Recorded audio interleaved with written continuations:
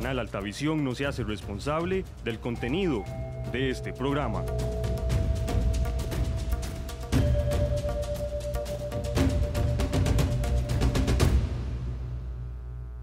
Este programa llega a ustedes gracias al patrocinio de Coope Santos RL. Lo invitamos para que escuche una edición más de su programa Hablemos, espacio en el que se analizan temas del acontecer político, económico y cultural de la región. Bien, iniciamos una edición más de su programa Hablemos, que se transmite todos los viernes a partir de las 6 de la tarde por Radio Cultural Los Santos y por Canal 12 Altavisión, canal de Coope Santos RL. Les saluda a su amigo el licenciado José Aquiles Mataporras y me acompañan hoy en el set don Santiago Bermúdez Valverde. Buenas noches, don Santiago. Buenas noches, don José Aquiles, el doctor y el invitado del día de hoy, y a todos ustedes que nos sintonizan allá en sus pueblos, un saludo muy cordial de su programa Hablemos. Así es, doctor, ¿cuál es el nombre? Buenas noches, don José Aquiles, don Santiago, don Alfredo, gusto tenerlo por acá. Roy, buenas noches, amigos televidentes y radioescuchas. Don Roy Naranjo Abarca, buenas noches, don Roy. Buenas noches, señor viceministro de Trabajo, don José Aquiles, don Santiago, doctor. Un viernes más por acá, compartiendo pues, hoy de un tema muy interesante, ¿verdad? Con el señor viceministro. Roy, una vez, bueno, vamos en orden para no enredarnos, perdón, y para desenredarnos. Doctor, ¿tiene hoy la nota médica? Sí,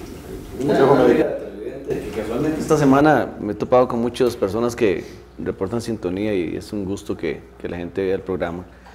Una amiga televidente me pidió que hablara un poquito sobre reflujo gastroesofágico, porque algunas veces se ve en reportes de gastroscopías que el paciente tiene una esofagitis, que tiene un reflujo, y no se le explica cuidadosamente de qué se trata. Entre el esófago y el estómago hay una válvula que se llama esfínter gastroesofágico. Esa válvula es un músculo redondo, circular, que cuando la comida pasa, él se abre, permite que la comida entre al estómago y se vuelve a cerrar. El estómago anatómicamente está capacitado para mantener un pH bastante bajo, que son los ácidos gástricos, pero el esófago no está capacitado para ese tipo de acidez.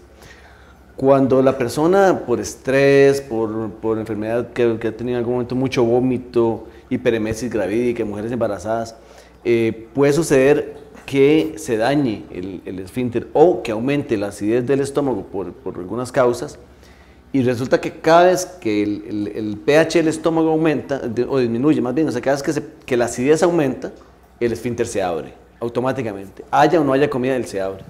Entonces va a empezar a permitir la subida de líquidos del estómago hacia el esófago e inclusive hacia otras partes fuera del esófago.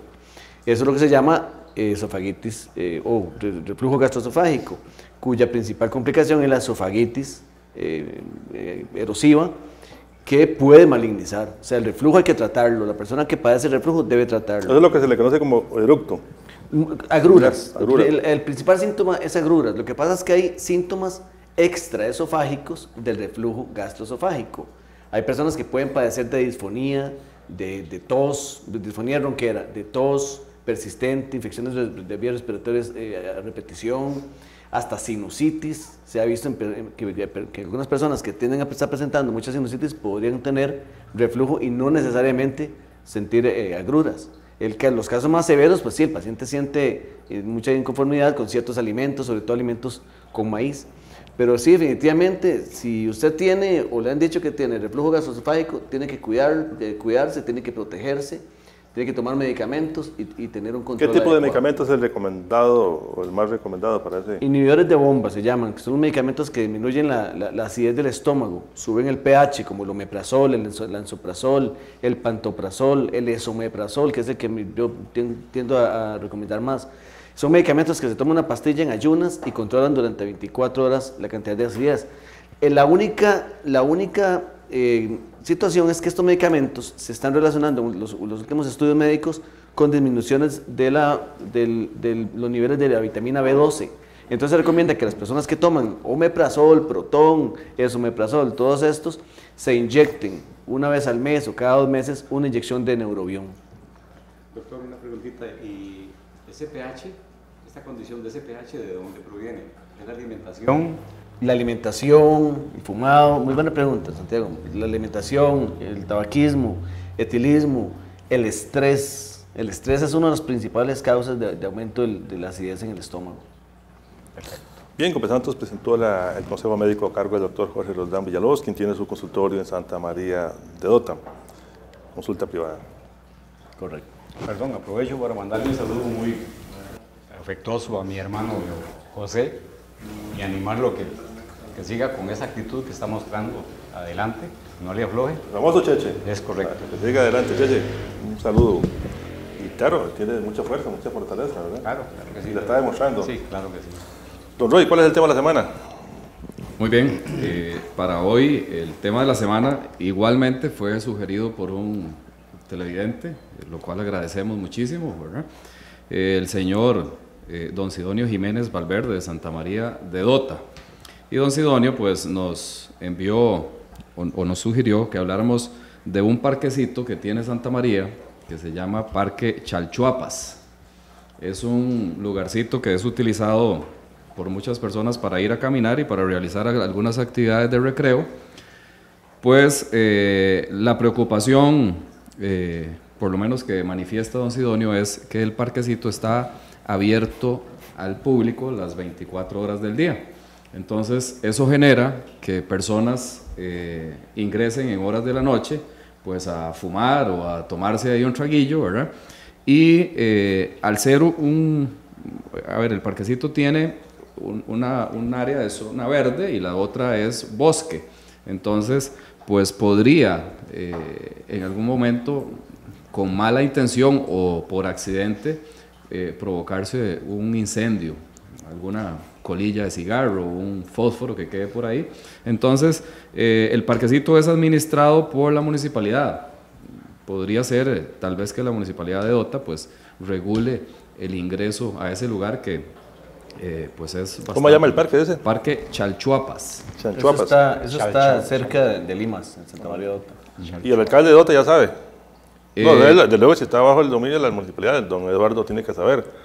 Correcto, sí, la municipalidad es quien administra el parquecito, pero básicamente la preocupación de don Sidonio, ¿verdad?, es que permanece abierto día y noche, entonces podría provocarse un accidente ahí. Bueno, importante. ya tiene ahí el señor alcalde de Santa María de Dota la denuncia que hace don Sidonio. Supongo yo que ahorita don Eduardo va a comunicarse con el programa, que siempre lo ve, y va a decirnos cuál es el procedimiento a seguir para que esto no siga sucediendo. Correcto. Era, Roy. Con mucho gusto, compañeros. Bien, decíamos la semana pasada que uno de los temas que ha generado una serie de inquietudes en la sociedad costarricense es la fijación del salario mínimo. También el salario público, pero a la gente de aquí, la zona, mayoritariamente le interesa el tema del salario mínimo. Y uno de los actores principales en la negociación del salario mínimo actual fue el viceministro de Trabajo, don Alfredo Hasbun Camacho, quien nos acompaña aquí. Antes que todo, primero que todo, buenas noches, don Alfredo, y muchas gracias. Muy buenas noches y mucho gusto estar aquí con ustedes, compartiendo y en esta zona tan bella. ¿Qué le parece el café de la zona? Inmejorable, definitivamente. Sí, de lo mejor. Este se llama Natu Café, este es de San Pablo de León Cortés, lo produce y lo elabora don William Mora. Tiene un restaurante precioso también en San Pablo, cuando le quede un domingo libre por ahí. Buenísimo, sí. Bien, don Alfredo, decíamos que hay inquietudes sobre el tema de la fijación del salario mínimo. Creo que don Roy trajo aquí una nota también al respecto. Y lo que queremos es conocer de primera mano cómo es que se da todo este procedimiento para la fijación del salario. Yo escuché por algún lado decir que por el tema de la inflación no había necesidad o no ameritaba un aumento de acuerdo a la metodología que se utiliza para la fijación del salario. Que esa era la propuesta de los patronos. No sé cuál fue la propuesta de los trabajadores, luego que era aumentar, no sé en qué porcentaje. Y finalmente parece que salió una negociación consensuada, patronos, sector privado, ministerio, y se establece un incremento de un 0.5%, es así, ¿verdad? El salario mínimo. Pero hoy, que sea usted quien nos explique hoy la metodología que se utiliza para la fijación del salario mínimo, y ya luego vendrán las preguntas de los amigos que nos están viendo en sus casas. Si quieren hacer alguna consulta, podemos aquí con mucho gusto tomar la nota para pasársela al señor viceministro, y si no, pues las preguntas aquí de la gente, de los compañeros del panel. ¿Cómo no?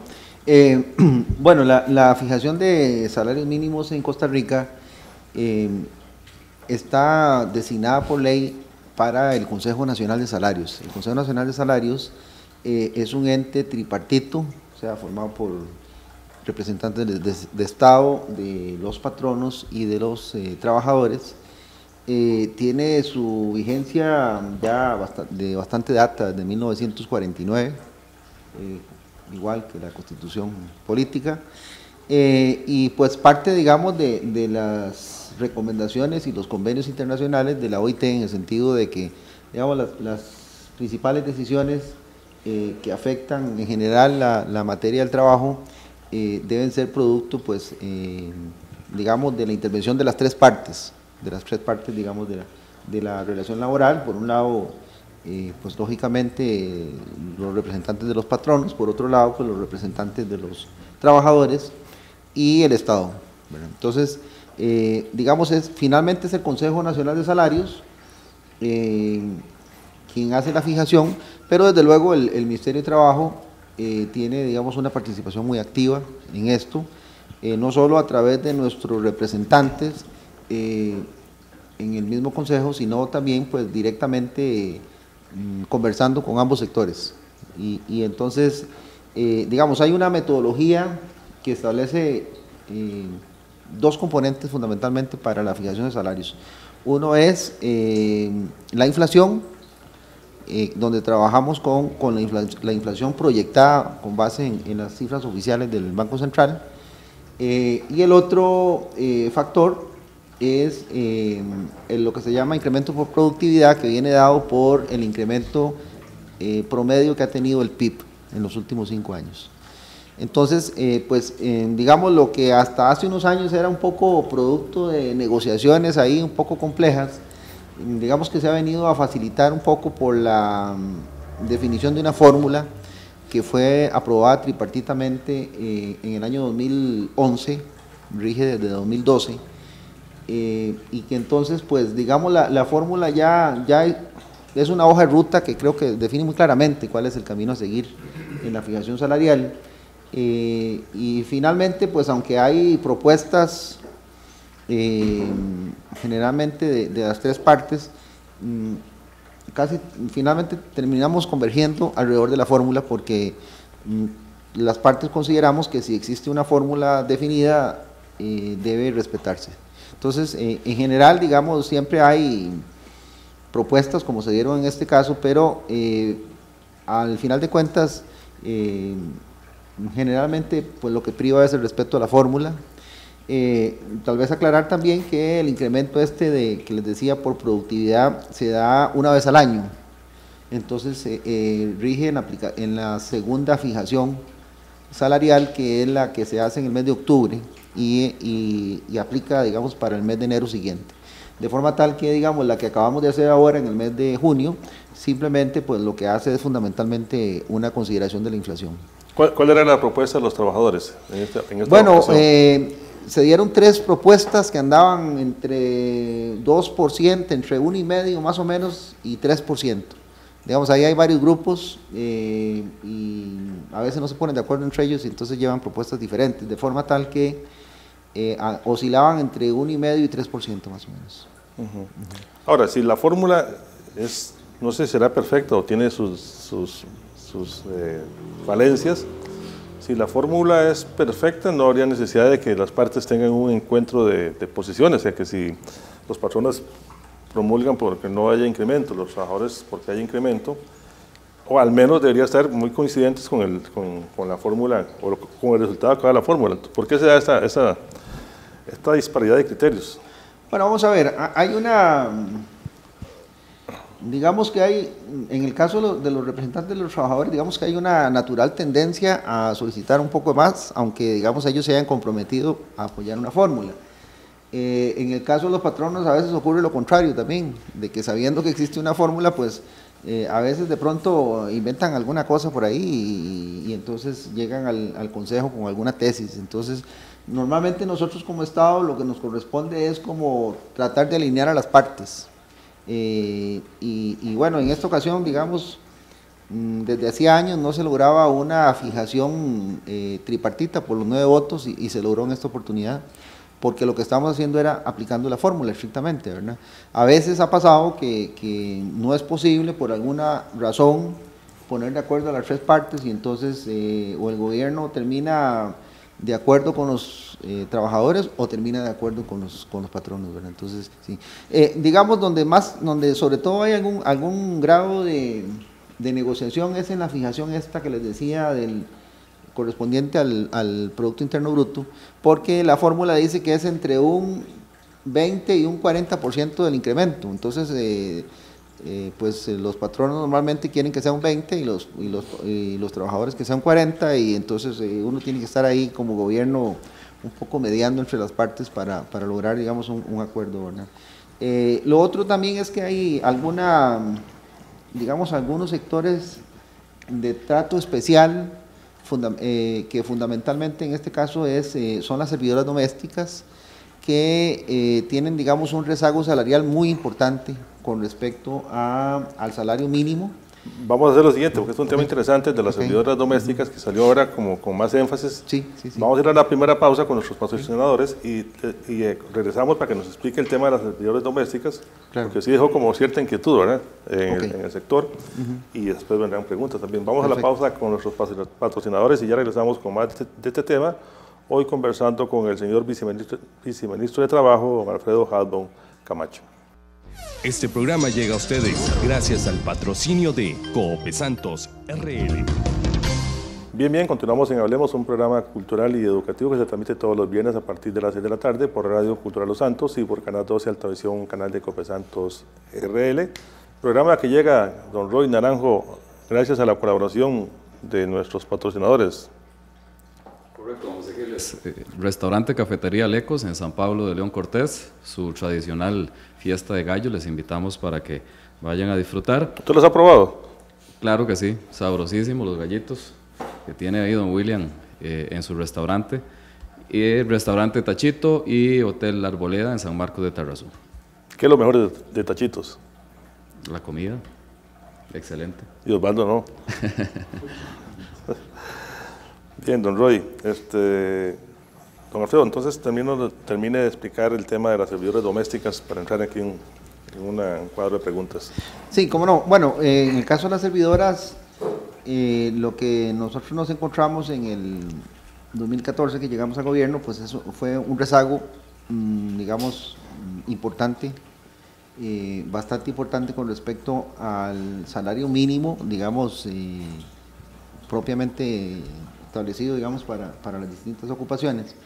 Y entonces, pues el señor ministro, entonces don Víctor, firmó un convenio con la asociación que la representa, de que íbamos a ir haciendo un ajuste que tendiera adicional, digamos, al del resto de trabajadores y trabajadoras, de forma tal que pudiéramos ir cerrando la brecha que existe todavía y pues que, digamos, se mantendrá todavía durante algún tiempo, con respecto al resto de trabajadores. Entonces, por esa razón es que, digamos, generalmente, con respecto a la fijación del resto, se da por lo menos un 1% adicional.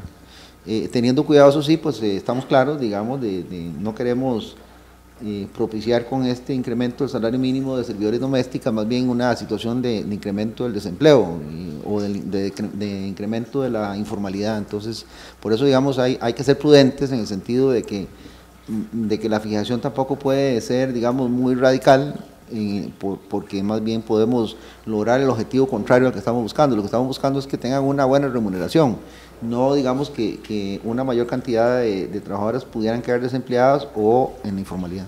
Ya estaban rezagados el salario. Sí, hay un rezago y todavía está, digamos, ese rezago precisamente como vamos en un proceso muy paulatino, creo que eso se va a mantener por lo menos unos 5 años más para poderlo llegar a cerrar.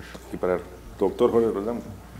Bien, siempre sobre ese mismo tema, porque me parece importante el tema de que muchas mujeres que son amas de casa, que son empleadas domésticas, son también jefes de hogar. Y hemos estado hablando en el programa que los últimos estados de la nación han revelado que cada vez aumenta el número de aumenta el porcentaje de hogares que tienen cuyo jefe a una mujer. Revisando un poco de datos, veo que en los 80s había una brecha de profesionales, hombres y mujeres, muy importante. Eran 65 puntos de diferencia entre hombres profesionales y mujeres. Eso ha venido cambiando un montón. Ahora para el 2014 esa brecha bajó de 65 a 18. Inclusive hay universidades que están egresando más mujeres que hombres, como la Universidad Nacional. Ahora sale el INEC, muestra que disminuye el empleo en Costa Rica ahora en el primer trimestre del 2016, pero lo que llama la atención es que en los hombres hay 2.3% menos hombres con empleo y hay 4.1 mujeres menos con empleo, o sea, se da más en la mujer. Por otro lado, preocupa también que según el Financiero, las mujeres tienen un salario 28% inferior a los hombres que trabajan en las mismas condiciones.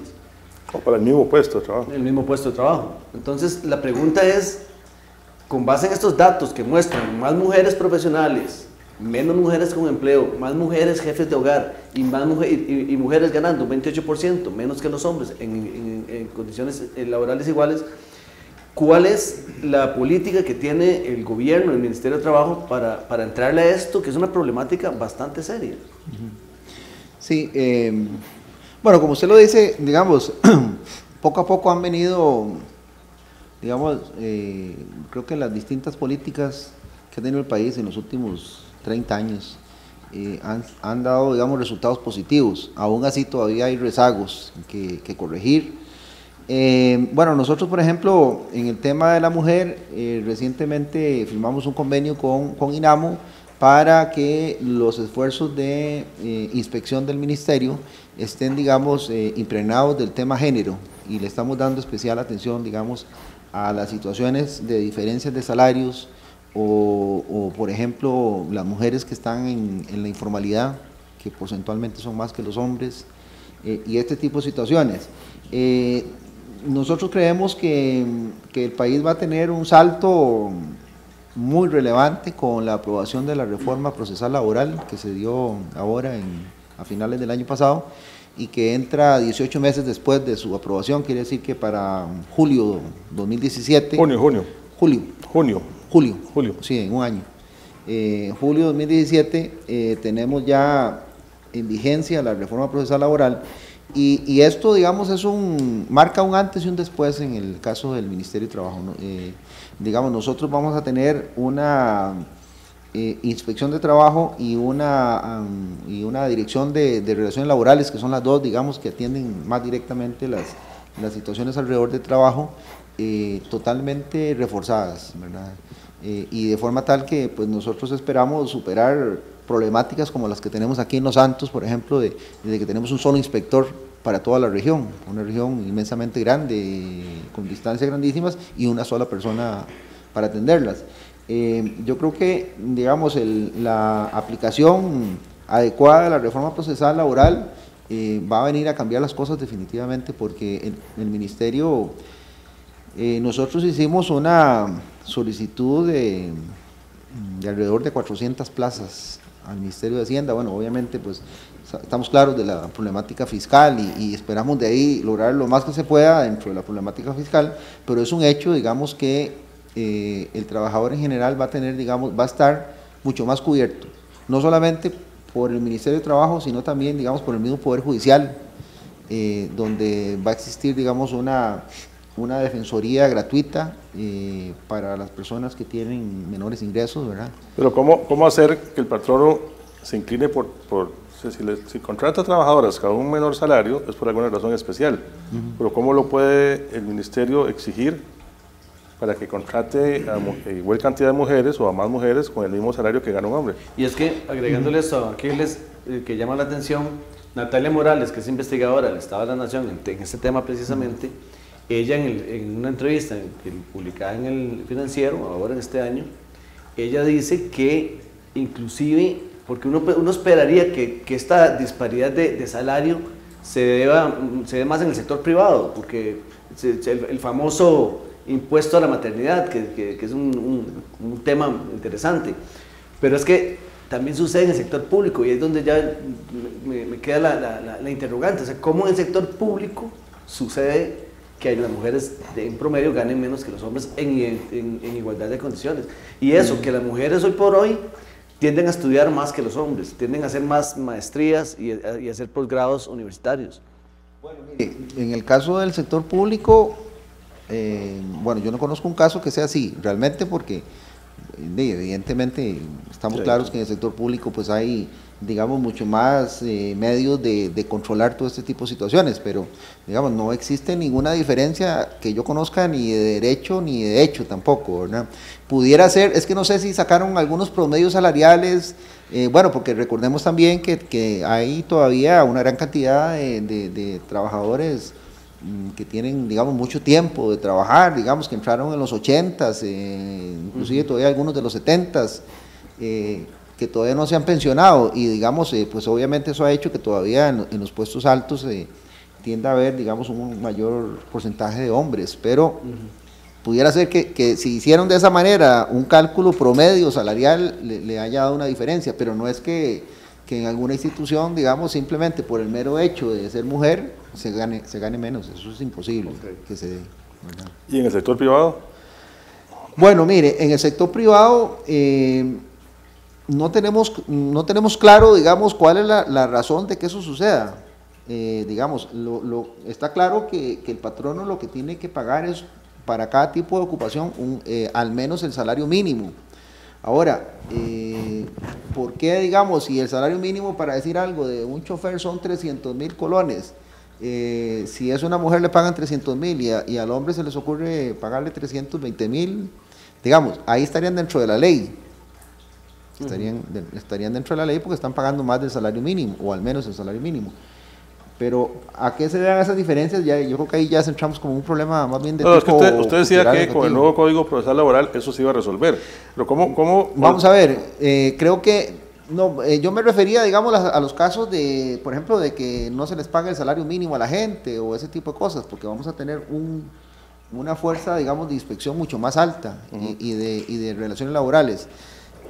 Para los casos, digamos, en que no caigan en situaciones de incumplimiento, creo que ahí más bien el tema ahí va a ser cultural, ¿verdad? Tiene que ser de ir metiendo esa mentalidad, cambiando esa mentalidad, ¿verdad? Sí. Don Santiago. Más bien, ya casi que perdió vigencia la pregunta, el tema se fue a otro nivel. Pero hoy casualmente hablando con un patrono de estatus mediano, aquí productor de café, hablábamos del tema y me decía que ahora que están entrando a debate en la Asamblea Legislativa lo del salario mínimo vital. Sí, vital, que él estaría de acuerdo con ese salario. Ojalá mis peones todos pudieran alcanzar un salario mínimo, no de 450,000, sino de 500,000 colones, en esa forma gradual como lo están planteando. Pero que tiene que haber una política, también la política agraria, la política económica del país tiene que estar sincronizada con la situación de estos sectores. Porque dice, ¿cuál patrono de aquí, productor de café, va a poder sostener a una planilla de trabajadores con esos salarios si el café tiene esta inestabilidad? Claro. Entonces, apuntaba por ahí. La pregunta que le tenía hace un rato era si esa fórmula aplica tanto para el privado como para el público, al sector público y privado, la fórmula que usted decía para la fijación de salarios. Ok, para contestarle primero la segunda pregunta, no, la fórmula a la que me hacía referencia es exclusiva del sector privado, sí, que es donde interviene el Consejo Nacional de Salarios. En el sector público, digamos, hay una, digamos, diversidad que creo que en algún momento tendrá que controlarse, digamos, una diversidad de métodos de fijación salarial, etcétera, porque, bueno, para la mayoría de instituciones existe una entidad que se llama Comisión Negociadora de Salarios del Sector Público, digamos que la dirige el Ministerio de Trabajo y donde intervienen otros ministerios y las organizaciones sindicales.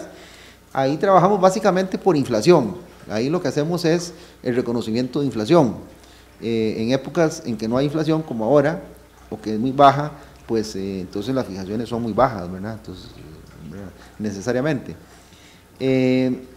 Pero también hay una serie de instituciones que se rigen por sus propias convenciones colectivas, otras que no tienen convenciones colectivas, pero tienen, digamos, bastante autonomía, ¿verdad? Como el caso, por ejemplo, del Poder Judicial, la Contraloría, etcétera.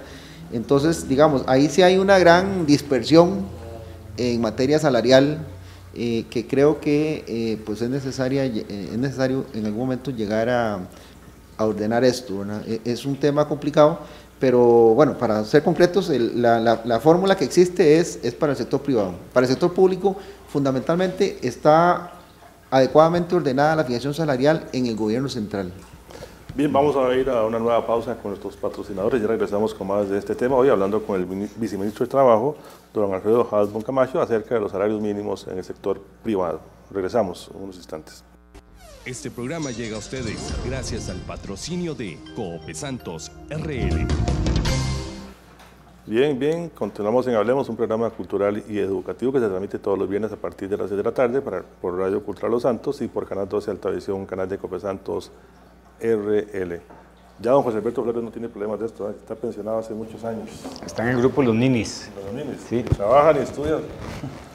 Bueno, don Roy, usted estaba muy enojado hace unos días con el salario mínimo que vio en La Nación, en el periódico La Nación.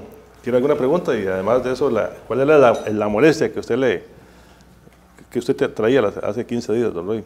Sí, el tema que traíamos precisamente en uno de los temas de la semana era la comparación que se hacía entre salarios de funcionarios públicos y la negativa, en cierta forma, de los empresarios del sector privado a aprobar un incremento salarial para este semestre.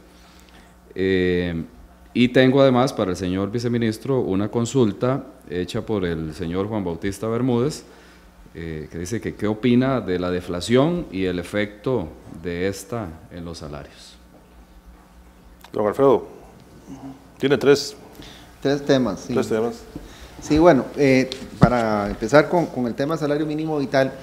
Sí, bueno, de esto hay un proyecto de ley en la Asamblea Legislativa que creo que es propuesto por Frente Amplio. Vamos a ver, nosotros el proyecto, cuando nos fue consultado, planteamos algunas preocupaciones, en el sentido de que, digamos, los salarios mínimos, hay que manejar, digamos, con extrema prudencia el tema de salarios mínimos, porque no todos los sectores productivos, digamos, están con el dinamismo que uno esperaría como para de pronto afrontar, digamos, un incremento de costos fuerte. Y entonces, una política de este sentido que tiene pues un trasfondo social muy apreciable, no tiene sentido si el efecto final es sacar a la gente, digamos, a un mayor porcentaje de gente de la formalidad y pasar a la informalidad, porque ya no pueden pagar, por ejemplo, la planilla de la caja del seguro. Entonces, bueno, le pago ese salario, pero lo voy a sacar de la planilla de la caja.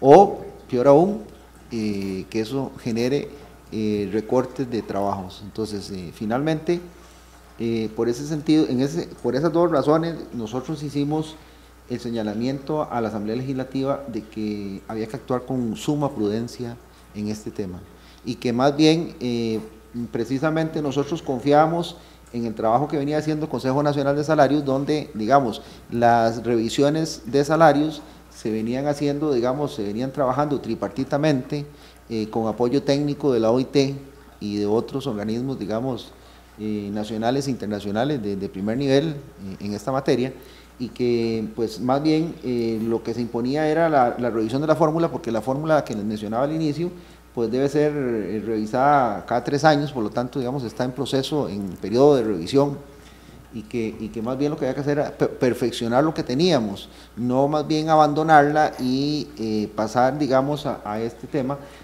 que nosotros creemos que hay que manejarlo con muchísima prudencia por esa razón. O sea, no es lo mismo si estamos hablando, digamos, del sector exportador, o si estamos hablando del sector servicios, o del sector comercio, que en general, digamos, tienen un dinamismo importante, que si estamos hablando del sector agrícola, ¿verdad? Entonces, en ese sentido, pensamos que habría que examinar si esto se puede generalizar o si se podría pensar, digamos, en una aplicación por sectores. Todo ese tipo de cosas, digamos, son los temas que pasan en revisión permanente, tanto en el Ministerio de Trabajo como en el Consejo de Salarios, pero la recomendación que siempre hacemos es que las decisiones deben ser fruto de consensos en la medida de lo posible, o por lo menos, digamos, de acuerdos, digamos, de muchas partes, más que digamos, de simplemente decir, bueno, metemos un proyecto y lo aprobamos. O sea, hay que ser prudentes, porque si no el resultado final no es el que se quiere. Bueno, vamos a ver, salarios del sector público, salarios del sector privado. Bueno, aquí, como decía hace unos minutos, el tema de los salarios públicos es un tema donde hay mucha tergiversación. Entonces, por ejemplo, alguien dice, sí, es una barbaridad que Recope pague los salarios que paga, porque eso nos va a terminar de hundir, porque eso va a hacer más grande el déficit fiscal. Entonces, ahí hay mucha desinformación. Por ejemplo, ¿por qué? Porque muchos de los salarios más altos que se pagan, por ejemplo, en el sector financiero, en Recope y en algunas otras instituciones, no se pagan a través de impuestos. El déficit fiscal pues se debe mucho, digamos, a los problemas de evasión y que ya se han mencionado, de evasión, de contrabando, ese tipo de cosas, más que, digamos, a temas de abusos salariales. Digamos, el crecimiento de los salarios en el gobierno central está más que controlado, es únicamente por inflación. Y entonces, digamos, ahí por eso, cuando se habla de salarios públicos, habría que hablar de cuáles salarios públicos estamos hablando. Por ejemplo, yo les puedo mencionar que nosotros hemos tenido una especial preocupación porque en el sector público hay trabajadores que entran, digamos, un chofer entra a trabajar con 260.000 colones de salario, si no tiene anualidades, mientras que su equivalente del sector privado tiene un salario mínimo de 20 o 30.000 colones más alto. Entonces, eso son cosas, lo que pasa es que esas son realidades que no conoce la gente. El salario del chofer del sector privado se mantiene, y lo que se ve en los periódicos o en los medios de comunicación es que un chofer X tiene un salario de millones. Yo creo que está equivocado por lo que vi hoy en el periódico, de que está mal calificado ese chofer con 3 millones y que no es realmente un chofer, sino que es otro funcionario. Exactamente. Pero da esa sensación, ¿verdad? Pero sí, porque es que hay mucha desinformación que se da. Entonces, porque hay un chofer así, digamos, en una universidad o en X o Y lugar, ¿verdad? En una descentralizada o en un banco, entonces se cree que todos los choferes son así, ¿no? Pero es que hay choferes que prácticamente su salario es tan bajo que están por debajo de la línea de pobreza. Entonces, digamos, por eso es que en materia de salarios del sector público lo que hay que ir es poco a poco uniformando, poco a poco regulando. Pues la constitución política habla de que todos los servidores públicos estarán sujetos al régimen de servicio civil, y eso no se cumple. Digamos, es un principio constitucional que está ahí y nunca se ha cumplido. Entonces, hay que hacer un gran ordenamiento, ¿verdad? Pero en general lo que sí les puedo decir es que muchos funcionarios públicos, digamos, sobre todo los de puestos no profesionales, están igual o por debajo del sector privado, ¿verdad? El salario, digamos, del sector privado, los salarios mínimos del sector privado es lo que la OIT llama salario mínimo de protección social, digamos. Entonces, en ese sentido, pues sí, digamos, sé que a veces ciertos salarios que se indican en el sector público molestan. Nosotros como gobierno hemos apoyado iniciativas, digamos, de poner topes salariales y cosas de ese tipo, ¿verdad? Pero bueno, eso es parte, digamos, de un proceso ahí de conversación, diría que más que complejo, ¿verdad? Más que complejo. Sí. ¿Y el tema de la deflación? Bueno, miren, vamos a ver, siempre se ha dicho, y bueno, aunque no soy economista, pero sí, digamos, siempre se ha dicho, los economistas han dicho que la inflación es el peor impuesto de los pobres. ¿Por qué razón? Bueno, porque por la sencilla razón de que si yo gano X cantidad de colones y tengo que dedicar, para decir algo, a comprar el arroz y los frijoles, gasto 5.000 colones mensuales y hoy llego y ya no son 5.000, sino que son 5.500 y ahí va para arriba la cosa, pues cada vez, si no recibo una compensación adecuada en materia de incrementos salariales, pues voy, digamos, haciéndome más pobre. Entonces, digamos, por esa razón, para cualquier gobierno, la eliminación de la inflación o por lo menos la disminución al nivel más bajo posible debe ser un objetivo central. En Costa Rica pues siempre tuvimos niveles de inflación, bueno, en los 80 hubo un 80% en un año y después se fue bajando, pero estuvo muchos años alrededor del 20%, después en los 90 se fue bajando a más de 10, 15%, por ahí, 16%, pero eso siempre siguió siendo muy alto. Lo que se recomienda internacionalmente es que el país esté, ojalá, de 5, máximo 5%. Y en este gobierno, pues dichosamente hemos no solamente mantenido eso, sino que se ha bajado. ¿Cómo se ha bajado esto? Bueno, en parte porque hemos tenido, digamos, la suerte de que productos de importación claves, como es el caso del petróleo, digamos, ha estado en precios relativamente bajos, pero también, digamos, porque ha habido un manejo muy técnico de parte del Banco Central, digamos. El Banco Central venía con una política de crecimiento, digamos, artificial del tipo de cambio, y ese crecimiento artificial, digamos, favorecía fundamentalmente al sector exportador y al sector turismo, pero a los demás sectores, o sea, la gran mayoría de las personas, digamos, que vivimos de un salario en colones, nos hacía más pobres todos los meses. Al eliminarse ese sesgo y entonces haber un manejo, digamos, más objetivo de oferta y demanda realmente de dólares, pues la inflación se ha prácticamente abatido. Y entonces yo lo que creo es que tenemos que ver que la deflación por lo menos la inflación cero, que es lo que tenemos en este momento, es una gran bendición para la persona que vive de un salario, porque eso le garantiza que, digamos, que va a tener un poder de compra que se va a mantener en el tiempo, ¿verdad? Bien, entonces, vamos a ir a la última pausa con nuestros patrocinadores y ya regresamos con más de este tema, hoy conversando con el viceministro de Trabajo, don Alfredo Halbon Camacho. Regresamos en un instante. Este programa llega a ustedes gracias al patrocinio de Coopesantos RL. Bien, continuamos en Hablemos, un programa cultural y educativo que se transmite todos los viernes a partir de las 6 de la tarde por Radio Cultural Los Santos y por Canal 12 Altavisión, canal de Coopesantos RL, y con reprise los días miércoles a partir de las 6 de la tarde. Un saludo para don Jorge Hernández, gerente del Banco Nacional de Tarazú, que siempre... Hernández Jara. Siempre ve el programa, ya sea en vivo o en el reprise.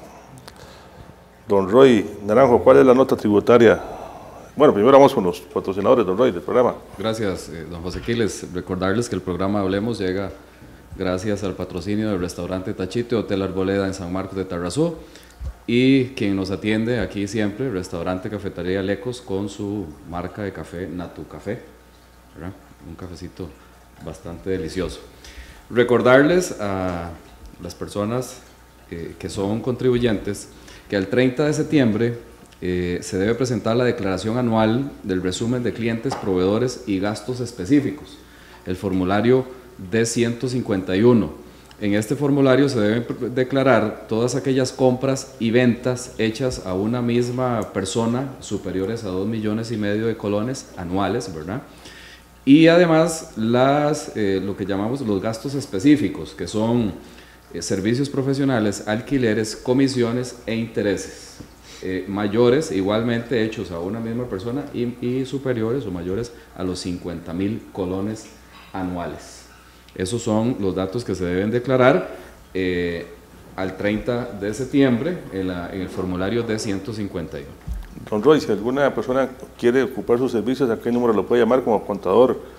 Claro, con mucho gusto, 8997-7365, 8997-7365 y estamos a la orden ahí para cualquier consultita en temas tributarios. Bien.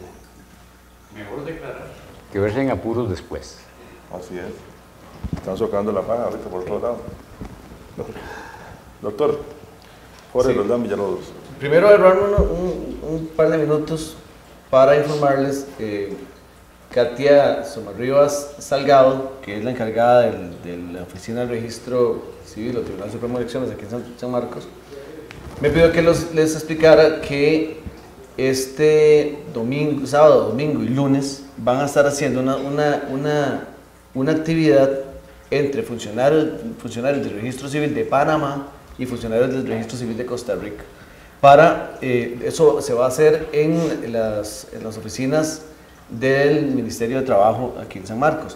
La idea es niños, hijos de panameños, de estos Ñove Bugle que han nacido en Costa Rica, que por algún motivo no fueron debidamente inscritos, pueden acudir ese día. También los panameños que se quedaron en Costa Rica y se les venció la cédula panameña, también se les va a renovar por parte del personal del registro panameño. Y esto es muy importante porque les garantiza acceso a un trabajo que no sea informal, acceso a servicios de salud, etc. Entonces, decirle a los caficultores que tienen empleados o talentos, como se dice ahora, Ñove Bugle, que este sábado, domingo y lunes van a estar los miembros de los tribunales. ¿Esa actividad dónde se...? Es en las oficinas del registro. Acá en... No. Esto se va a hacer en la oficina del Ministerio de Trabajo, a la par del Centro de San Marcos. Exactamente. Sí. Que lo mío es una pregunta básica, es algo que me preocupa mucho y me ha venido preocupando desde hace mucho tiempo. En los últimos 10 años, los profesionales en ciencias de la salud pasaron de estar en 0.96% desempleados a un desempleo de 3.62%. En ciencias sociales de 2.42 a 6.94%. En recursos naturales de 2.48 a 6.47. O sea, ahora hay mucho profesional desempleado. Esto lo saqué de un estudio que hicieron el Consejo Nacional de Rectores, en el que casualmente, lamentablemente, en el periodo de 2008-2010, Tarrazú fue el tercer cantón con menos profesionales egresados en universidades de todo el país. Pero bueno, preocupa que están aumentando las cifras de profesionales y las universidades de profesionales desempleados y las universidades llenas. Ya se habla de universidades de garage y eso ha venido bajando la calidad del profesional. Inclusive en salud, el 7.9% de profesionales del sector salud trabajan en actividades que no son relacionadas con lo que estudiaron.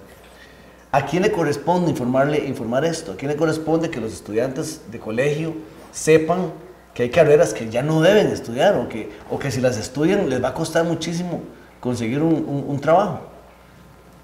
Don Alfredo. Bueno, digamos que de momento no hay como una autoridad pública que tenga esa responsabilidad. En general, digamos, hasta donde conozco, pues el MEP tiene, digamos, alguna obligación de orientación vocacional. Con el SUB, perdón, con el SUB no le... No, Sí. yo investigué con el SUB no. Es que ni con el SUB, es de ni calidad. creo que CONARE tampoco tiene programas, digamos, de esa naturaleza. pero bueno, me parece que debiera haber como una asociación ahí de un grupo de instituciones, digamos, interesadas en el tema, el mismo MEP también, digamos, ¿verdad?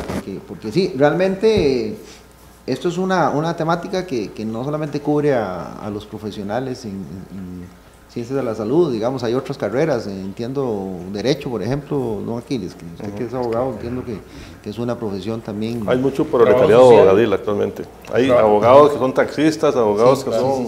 Sí. Trabajos sociales, en este momento, la carrera con menos posibilidades de colocarse en el sector. Digamos, vamos a ver, lo que estamos empezando... Eso para mí es una política estatal, o sea, que el gobierno abra y cierre llaves. Mire, en este momento... Todas las carreras sociales están saturadas, no hay más espacio. Ocupamos técnicos en industria o lo que sea.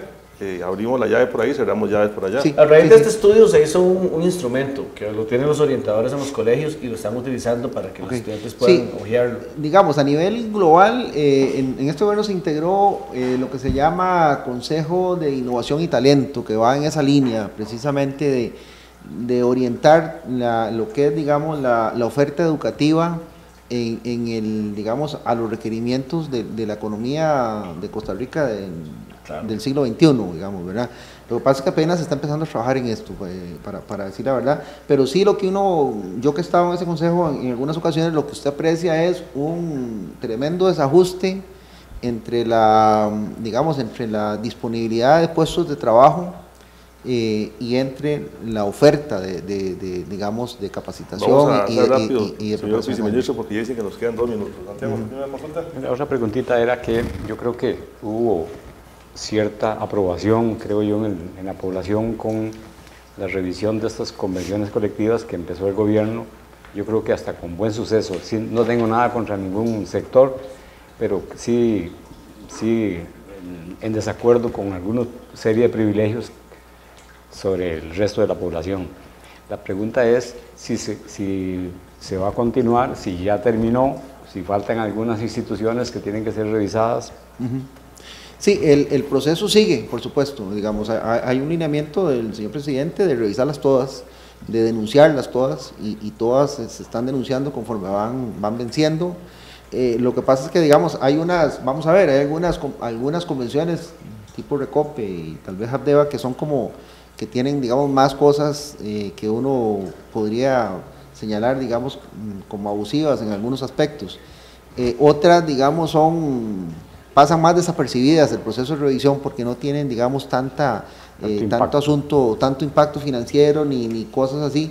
Para mencionarles un tema, se acaba de renovar, digamos, la del MEP, pero la del MEP, digamos, no tiene, digamos, ningún costo adicional, sino que básicamente lo que aclaraban eran ciertos temas de permisos y de licencias y algunas cosas ahí, ¿verdad?, que los grupos sindicales consideraron necesario. Entonces, digamos, esa se revisó, se denunció y digamos, los cambios que tuvo son cambios, digamos, menores. Entonces, tal vez no se le dio la publicidad, digamos. En este momento estamos revisando al mismo ministerio que venció. O sea, el proceso sigue, digamos, y lo más importante a decir, creo yo, es que por primera vez una de las convenciones, digamos, que tenía pues, más temas a revisar fue, digamos, revisada a la baja. Eso marca, se va avanzando por ahí. Sí, muy rápido, medio minuto, porque ya se nos dice que se nos acabó el tiempo. Siento que nosotros los Santos, el trabajo informal, me refiero a que patronos que no están optando por asegurar a sus trabajadores es cada día mayor. Sí. No les alcanza para pagar seguro social, la gente alega siempre el costo de vida, más cosas. ¿Qué hacer en ese caso? Porque también hay una preocupación porque hay trabajadores que están desprotegidos, ¿verdad? Sí. Bueno, mire, eso es uno de los grandes retos que tenemos en este momento y nos los ha puesto la misma OCDE, nos puso casi que a pensar seriamente qué vamos a hacer con el tema de la informalidad. Digamos, hay diversas medidas que se están estudiando, no es un tema fácil, ¿verdad?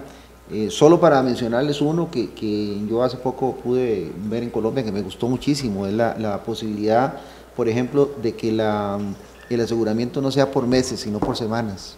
Con eso usted puede cubrir, digamos, a todos los trabajadores de tiempo parcial o todas las trabajadoras domésticas, por ejemplo, que tienen varios patronos o patronas, digamos, ¿verdad? Entonces, digamos, esos son temas que estamos estudiando y que, bueno, de hecho tenemos que definir algo a corto plazo, porque también es un requerimiento de la OCDE para este proceso en el que está inmerso el país, ¿verdad? Está bien, don Alfredo. Doctor, ¿algo? Solamente un saludo a don Rodolfo Mora, que ya se está recuperando de sus dolencias de salud, y a don Edgar Martínez, que casualmente anoche me reportó sintonía. Don Santiago. Complacido y quedo satisfecho hasta el momento. El tema abarcado perfectamente. Sigue brincando, Roy, le sigue molestando el tema ese de los salarios. Un tema muy amplio, sin duda, y que esperamos que en algún momento pues podamos volver a retomarlo en el programa. Muchas gracias al señor viceministro. Don Alfredo, muchísimas gracias realmente, porque siempre que le hacemos un llamado, usted siempre colabora con nuestro programa y le agradecemos infinitamente esa gentileza que tiene con el programa Hablemos. No, con mucho gusto, aquí estamos a la orden. Sí, este viaje me gusta mucho y compartir con ustedes también. Y el tachito que nos espere, porque ahí va a ir a degustar ahorita un delicioso platito en bar y restaurante Tachitos. Muchas gracias, don Alfredo, muy amable. Bueno, gracias a ustedes, mami. Y a todos nuestros amigos oyentes y televidentes, muchas gracias por la atención prestada en este programa. Yo en 8, ¿qué tenemos, don Santiago? Politólogo. Politólogo, ok. Yo en 8 los esperamos en una edición más de su programa Hablemos. Buenas noches, muchas gracias. Buenas noches. Bien.